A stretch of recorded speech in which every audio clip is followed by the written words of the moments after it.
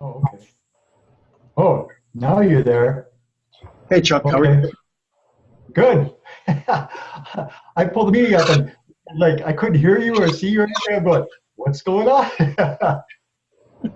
It's magic. It's magic. Yeah, right. And I checked out my settings. I'm going, everything is the same. Yeah, I had to get out of Zoom and then go back in. Cool. Nice.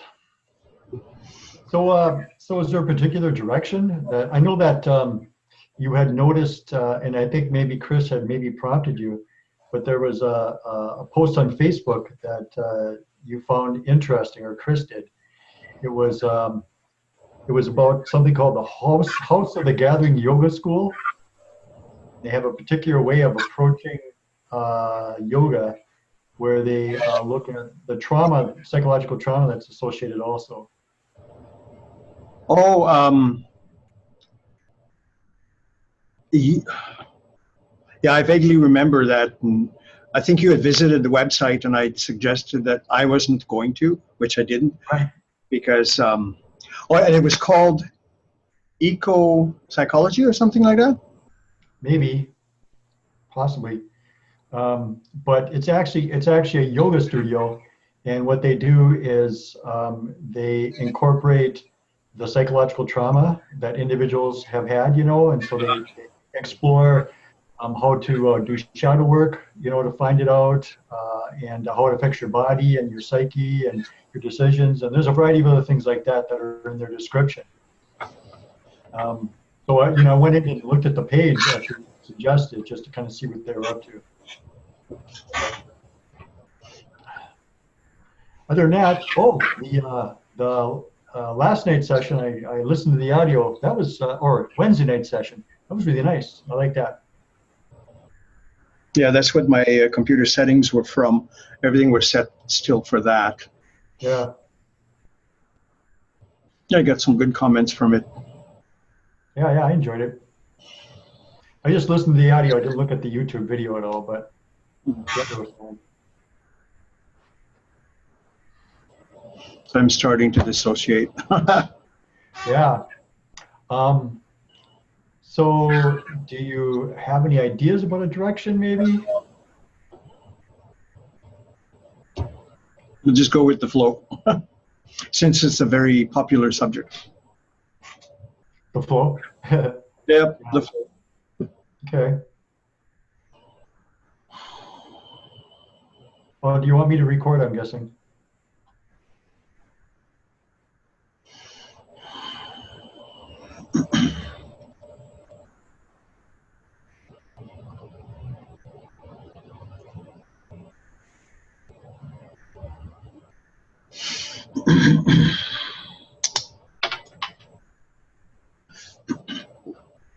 Oh, we trust that you are comfortable, I am, Kris. Thank you very much. and we thank you for your consideration.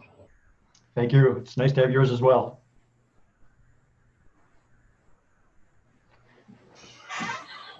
So the suggested idea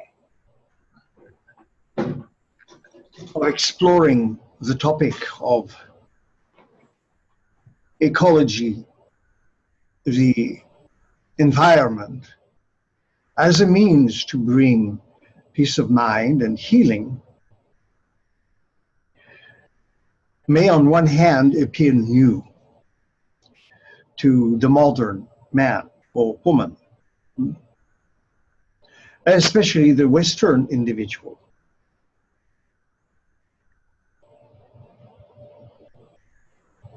And it is a subject that merits a great amount of a further exploration.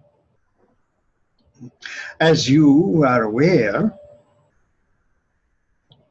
we have for some time tried to make a deeper connection with the self, with your collective and individual selves, and the natural environment, the forest, the parks, the gardens, arboretums, greenhouses, nurseries, implying that such an environment very quickly soothes the self. It brings a complete change, sometimes quite radically, in brainwave patterns as the natural living energy in the environment bears a certain influence, not only on the physical body, the heart rate, blood flow, on the brain, but it also rekindles, even for a short amount of time, it rekindles that natural connection that exists between humankind and the natural environment. The forest, the ocean, the rivers, the lakes, the mountains. Not only because your scientists claim that at one point in your ancient past you might have been monkeys that would have swung from branch to branch, but because it is a beautiful transformation, a projection of your own innate states of grace in a manner that is conducive to bring some degree of healing and release from the tensions and the demands of the modern life. Such contact, if maintained even on a odd daily basis for several weeks, say an every other day basis or every day basis for a short amount of time, can truly assist in reducing stress levels, as well as enabling the individual to make that connection with his or her emotional feeling self and bring the imagination back in alignment with a more calm state. This calmer state of mind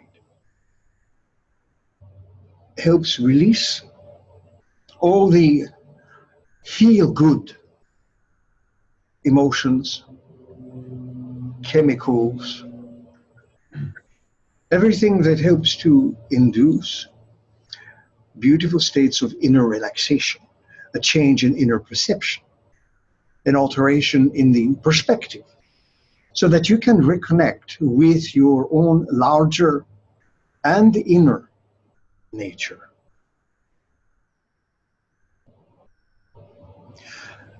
The very act of walking in a forest or an arboretum, for example, or even a botanical garden,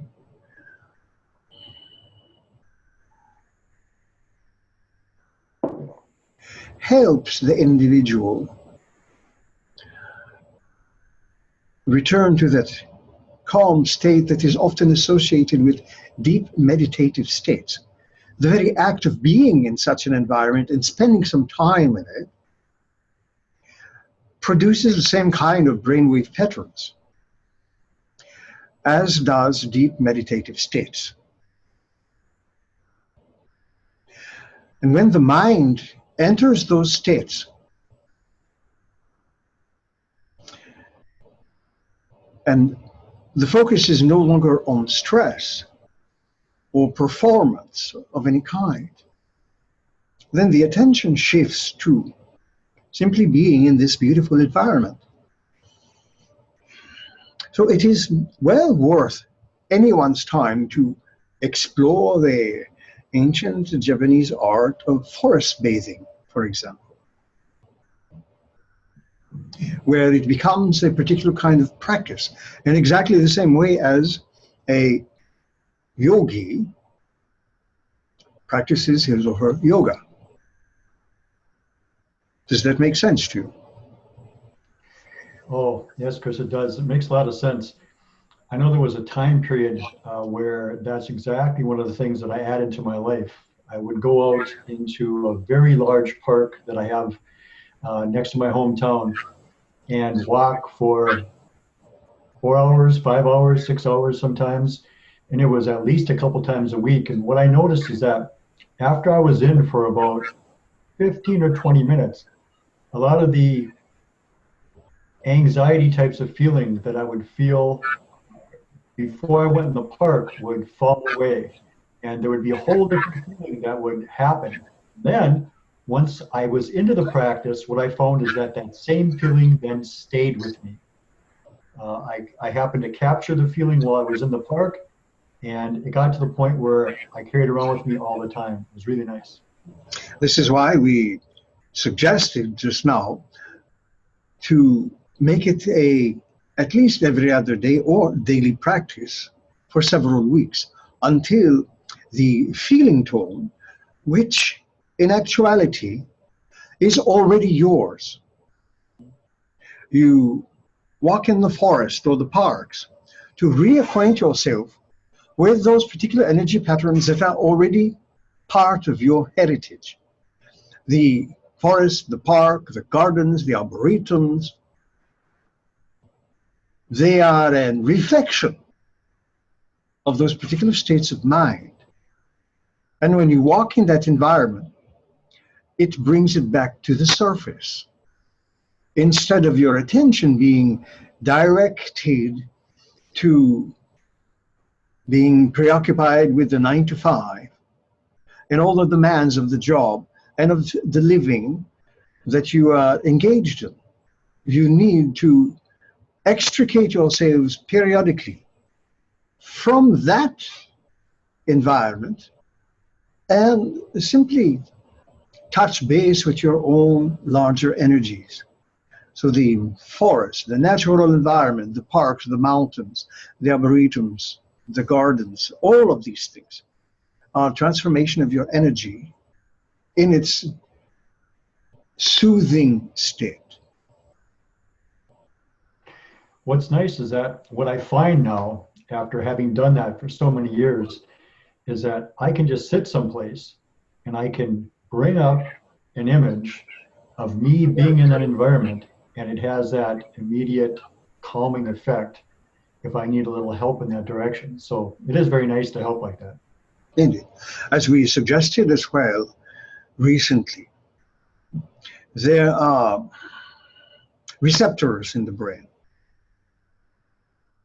There are receptors for cannabinoid, for example. Many kinds of cannabinoids will trigger a response because there are receptors in your systems. There are receptors to essential oils, to the natural environment, to scent, to color. But those receptors also are reflectors. They give and receive. They send and receive. They, along with the triad of your feelings, emotions, and imagination, are utilized like a brushstroke on the vast canvas of consciousness to paint the reality that is yours to experience according to what you hold and how you define the reality according to your beliefs. So there is always a vast aspect of your own self that is very busy, if you like, always producing the environment that is necessary according to what you believe. And this is cast against the backdrop of an even larger reality, that of consciousness itself, what we call dream time, what Uncle Seth referred to as framework 2. Dream time is a living canvas, if you like, a living expression of consciousness that, in terms of the universe, if you like, seeks to provide you with what you hold, with the programs that you hold. So the more you focus upon the beauty of the world, the more you will create it. The more you focus upon the sweetness of existence, the more you will create it. The more you focus upon humankind's most generous nature and aspects, the more you will create it. And in response, the universe objectifies it for you to see what it is that you are creating.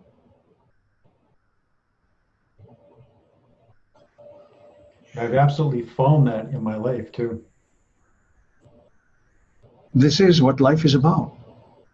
You are the Modiglianis, the Picassos, the Raphaels, the Rembrandts, the Michelangelos, the Davids of the world, of the universe. You are both the artist and you are the artwork that is being produced simultaneously. That is why you are, as a species, captivated by the great masters of the world, the artists, and their great works. Because these great artists express the very deep and creative nature of your being. So whether it is a Mona Lisa or some other great works of art, great buildings like the Louvre and the pyramids, or some great sculpture, or great symphonies, or a great musical instrument. All of these things are the projections of your own beautiful nature. It is only when you begin to accept the story that perhaps there is something dark and ominous,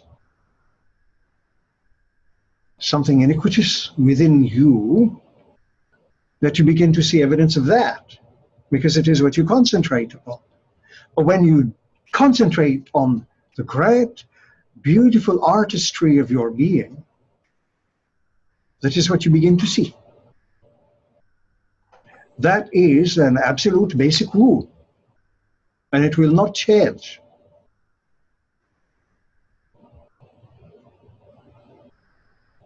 Does that make sense to you?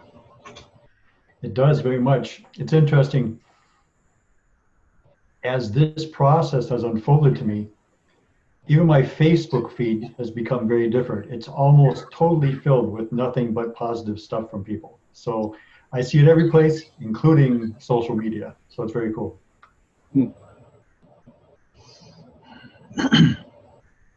The world is a powerful conceptualization. What you all hold within you. When the world displeases you, does it mean that the world has gone bad, that somehow or other it has gone sour, like old milk? Or does it simply mean that it may be time indeed to shift your focus, shift your awareness, shift your energies to something that is more uplifting and loving for yourselves?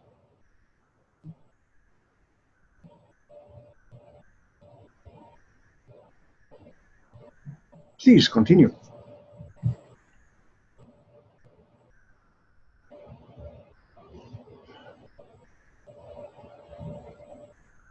You are still there. I am, yes. Give me one moment.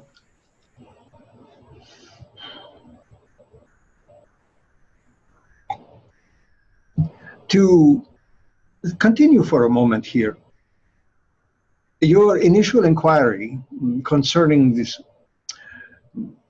website about utilizing ecology and nature for the healing of the individual is most apropos. But the healing of the individual has to include and incorporate what the individual is, and not just the assembly of his or her physical parts, but that he or she is more than the sum of all of their parts. That what you see of the individual is both the projection from them and you that is interpreted through the physical senses. But the individual is also much more than anything that is seen or heard or picked up by the physical senses. So in order for this kind of therapy to be even more successful, it needs to explore the greater depth of the individual. In this way, the quote-unquote treatments will be extremely effective. Because the nature that the individual interacts with is also his or her nature.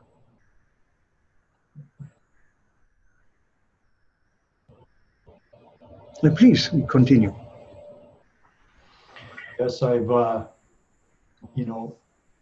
during the time that I've explored the type of things that we've been talking about in the past, maybe 25 years, I've certainly found that to go into those deeper parts of the self and to address the things that are there certainly made a difference on then what my environment became for me.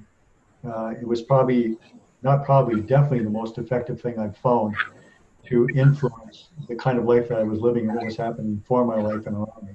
It was very, very potent. Clearly.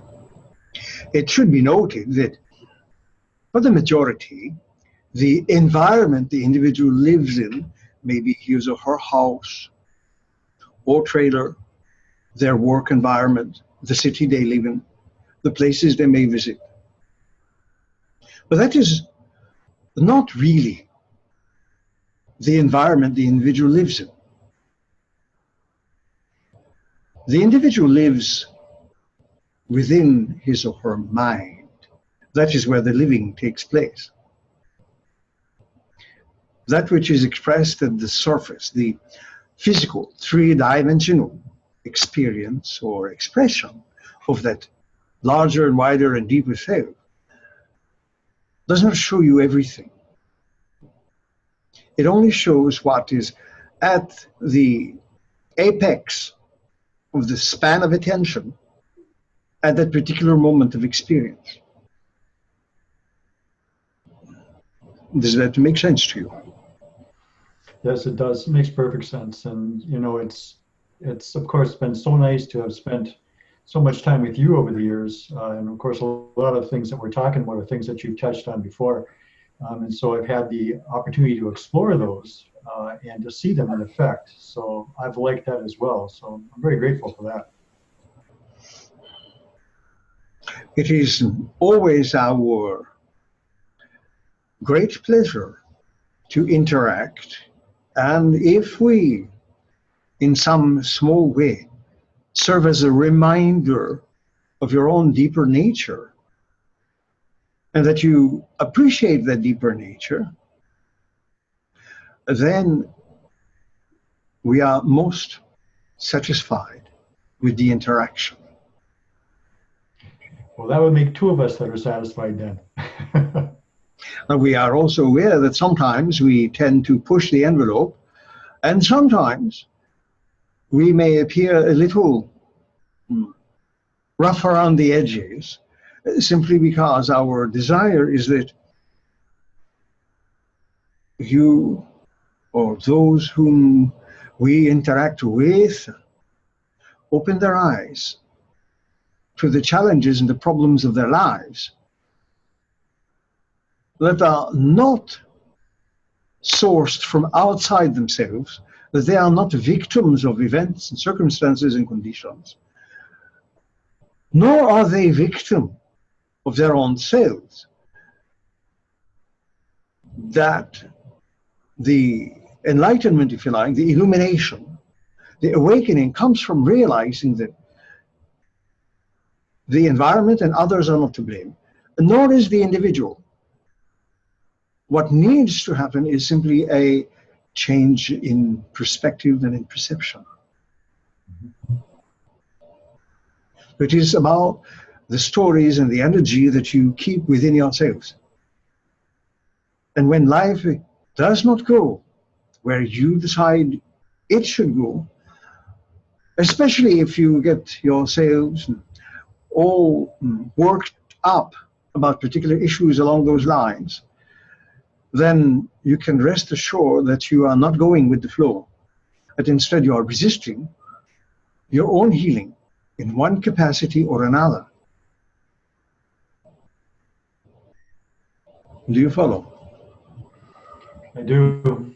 And in all the various groups that I've been in that have been associated with the information that you're sharing and all the individuals in those groups, I think I would have to respond that even though you think that sometimes you can be a little rougher on the edges, none of us have minded. It's always nice to be challenged. It does help you move forward. And something else that I've really noticed too is where I still have some challenges, but those moments are so brief now. Several years ago, almost immediately I understand why it is I'm challenged in a certain situation, and I'm able to regain my footing and point myself again in the direction that I want to go. So I would really have to say that the information that you shared that I've been associated with for quite a number of years now has really helped in that. So again, thanks. I appreciate it. It is important to keep in mind that, like others have mentioned, we do not promise a rose garden, especially because we know that roses, though beautiful and pretty and scented, also have thorns. Mm-hmm. And when you make resistances in that way, you usually prick yourself on those thorns. So it creates those little ouchies in life. Mm-hmm. And sometimes they are big ouchies. But any situation can be transformed. You have that power and those abilities. You usually give those powers and abilities to, in ancient times, you gave them away to gods and goddesses. Nowadays, you give them away to superheroes in a fashion. Not that these are bad, but they are an invitation to look more closely at your own abilities and your own responsibilities of consciousness. That is why you are given a conscious mind to reflect.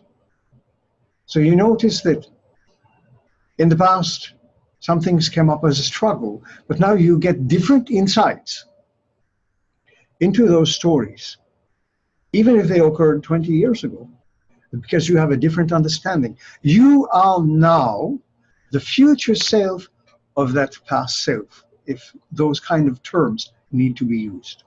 So your insights and your wisdom are influencing in a positive manner your younger self.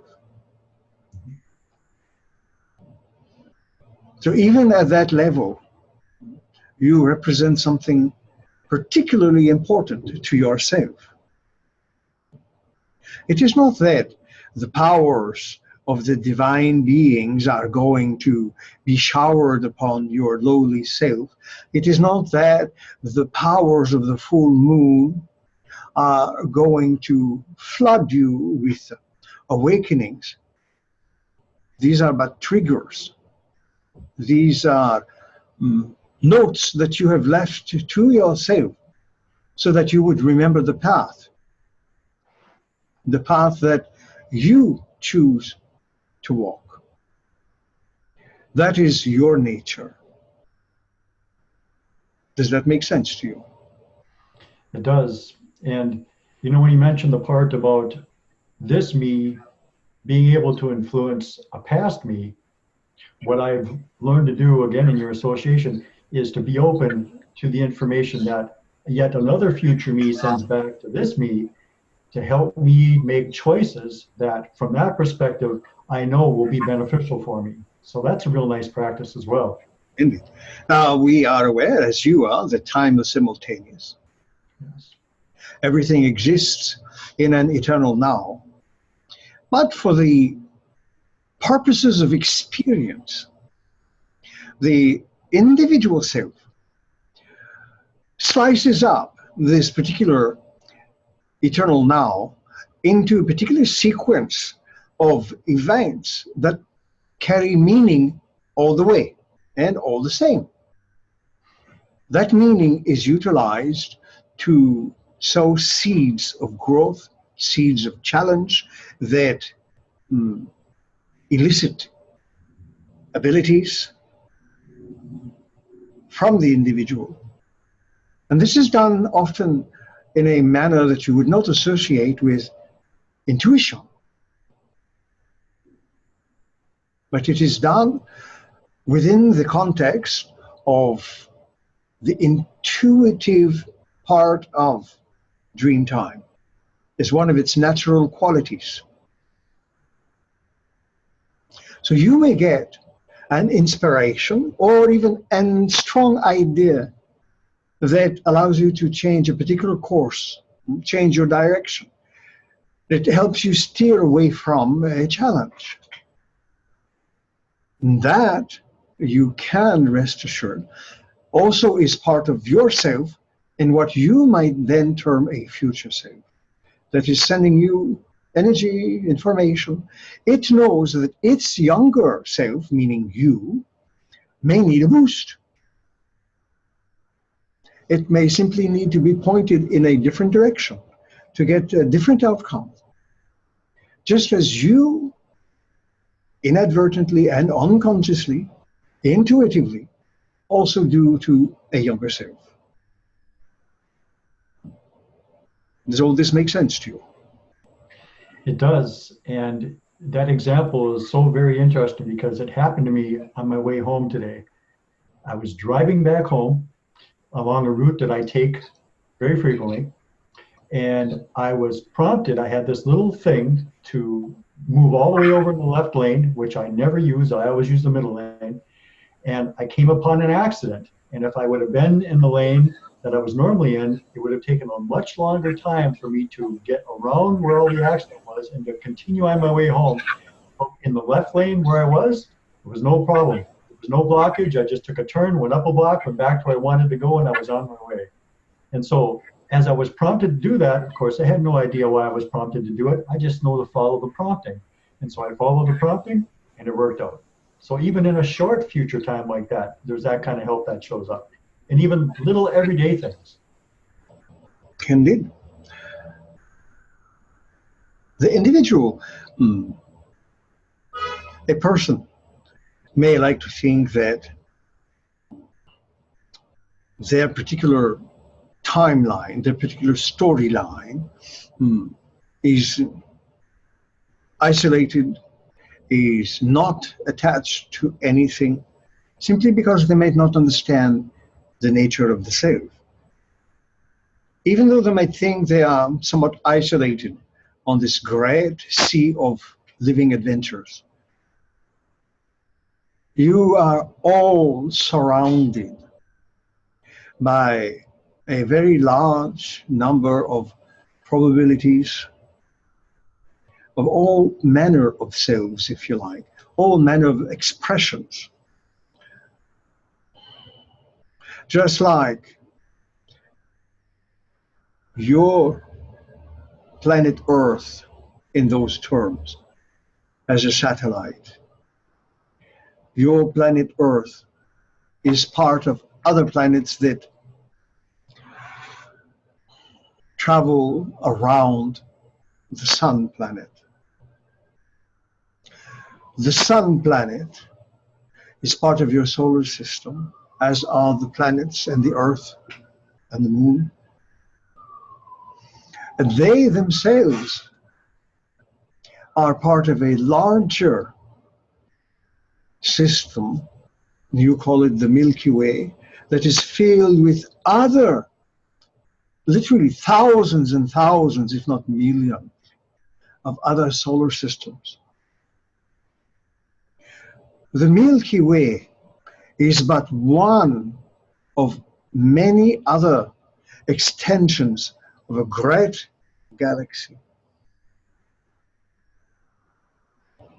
And that great galaxy is part of a larger system of other galaxies.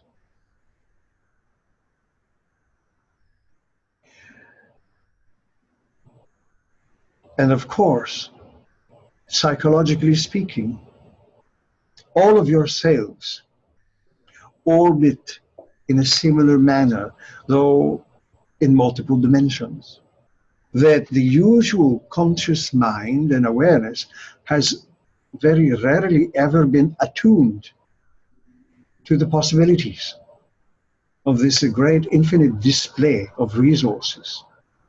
All of your other cells, whether you call them reincarnational cells, aspects, focuses, future selves, past selves, probable selves, alternate selves, you all exist simultaneously in the eternal now. So right now, a self of yours, say from the 1300s, still exists now. A self of yours in the year 2410 also exists now, but each experiences their own particular sequences of time for their own individual and collective purposes. That is their chosen path for growth. That is how they come to understand just how their emotions and feelings and imagination, based upon their beliefs, construct their lives and the reality that they exist in. So you are all part of a great play. But you have gotten so engrossed in the script, if you like, that some of you have forgotten that you are not the character on the stage, but you are an eternal soul playing that character on the stage. So indeed, the question is to be or not to be. You decide what you are. Your conversation reminds me a little bit of, you know, if I went into a movie theater and sat down in a movie that very much captured my attention, I would forget entirely about the world outside of the movie theater, yet it still was there existing and everybody was doing their own thing. And of course, once I'm in the movie theater. Are you so certain that the outside world still exists? Well, you know, you have said once that when I'm not focused on things, for me, that version of me in that moment, it's actually not occurring. If I'm heading on the right path with that. Consciousness has a very unique set of qualities. It has a particular kind of psychology that is never considered, because consciousness in your scientific communities is considered secondary to creation. That consciousness is the byproduct of existence and of reality. Though we must admit that they will indeed be shocked one day when they come to the realization that it is the other way around. that consciousness has always existed, that it manifests itself from the reality, manifests itself from consciousness, not the other way around. So when your attention is diverted completely, such as watching the movie on the screen or the performance on the stage, or even in your dreams, a certain level of your energy still maintains a link to the storyline that you call your physical experience, but the majority of it is engaged elsewhere. So for the major portion of the self, that minimum energy is negligible. It only becomes reactivated when you decide you want to go back to that story that you call your life. It does not mean that your life is insignificant. Your physical life is also a transformation or manifestation of your state of consciousness, your state of mind. So that is why at some point we asked you, what are you mindful of? What is in your mind right now? So it is rhetorical, but it is worth asking oneself once in a while. In other words, what am I concentrating upon that is creating roadblocks to a joyous experience? Am I fastidiously, perhaps even like a pit bull, holding on to and biting into experiences and old stories that no longer serve me, though at one point they might have? Why do I identify still so much with something that no longer functions for me? Simply because the prospect of loving the new self might sometimes be frightening, because it may be filled with uncertainties, whilst holding on to and biting into even the old stories of the past, some of which may be hurtful. At least it is known to me, and I will deal with it, even if it is painful. But there might be some imagined greater pain in trying to live and deal with something I know not yet. Who will I be? What will I become if I let go of that which pains me?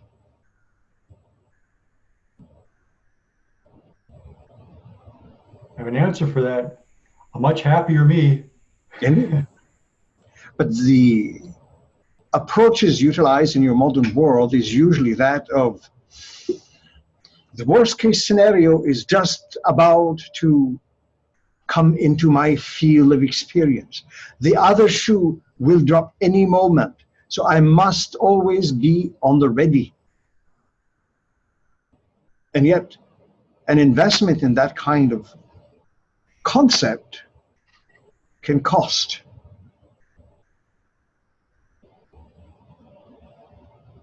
So when you make a decision to become better acquainted with the rest of your quote-unquote self, with the self that you do not yet know, you might indeed come out victorious in the long run. Not because there is a battle or a war to be had, because even in some groups, in some metaphysical teachings, there is the notion that these kinds of transformations can nearly destroy you. You must learn about the pain to enjoy the light. That is not so. That is also another set of beliefs that do not need to be subscribed onto.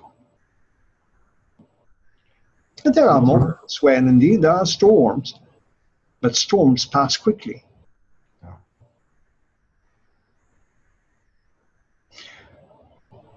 Do you have another observation or question? Please feel free. I was just going to comment that that is one of the things that I've enjoyed becoming familiar with, is that it doesn't have to be difficult. And as I've folded that into my life in larger ways, it is much nicer. And as I've seen other individuals around me do the same things who are, once again, familiar with the information that you've shared, I've seen them make changes, things that they have struggled with for a large number of years. And you know, there was always something inside of me that always thought, you know, it really should be much bigger than this.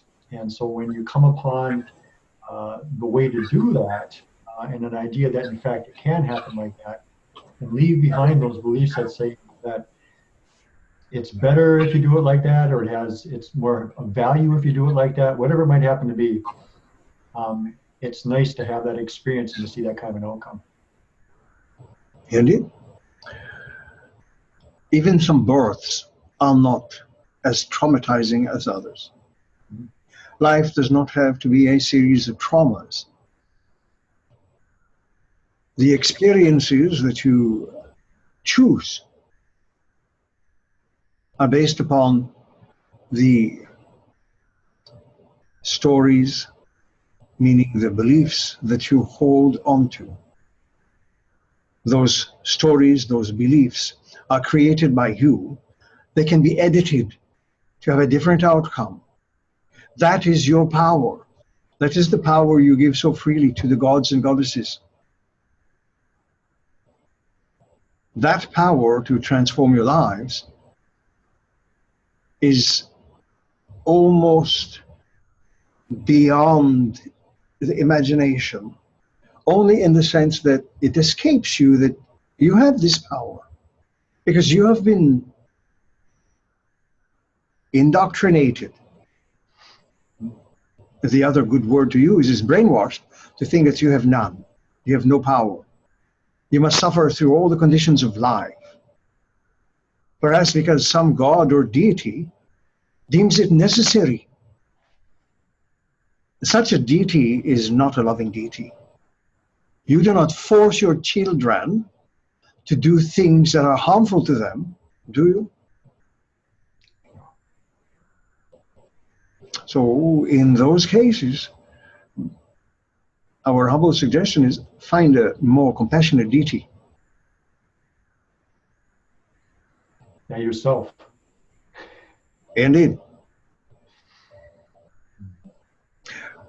Do you have any last observation or question? I don't think so. I think right now I'm feeling pretty good about our conversation. Indeed, then. We thank you for your consideration and return Joseph to you. Thank you very much, Kris. It was very nice to be with you once again.